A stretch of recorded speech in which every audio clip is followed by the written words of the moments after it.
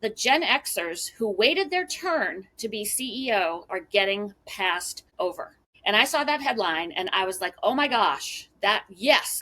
And the subhead is more companies are holding on to older leaders or passing over a generation in search of the next ones. And it goes through all of these examples of how, like, it plays out these different scenarios. How, like, if you're 55 and the CEO at your company is 65 and he's going to stay another 5 years and you think you're in line for that job, guess what? You're not, because the 44-year-old is, and they're going to take that person over you. And I was like, oh my gosh, like, this is a very specific example of my theory, like, in action. But to think that, like, even if you've waited around that long in a company, if we were the types of folks who stayed at companies forever, and to think that you're lining yourself up for this and then to have that happen. And the other thing that I thought was super interesting that he pointed out was that a lot of the CEOs who are Gen X CEOs, and this is exactly the case with one of my CEO clients, private equity ownership comes in, and then they're like, I mean, you're still the CEO, you've got the paycheck and all that, but to have a PE owner is a heck of a lot different than just being the CEO of a company, because they are putting a ton of pressure on you as the CEO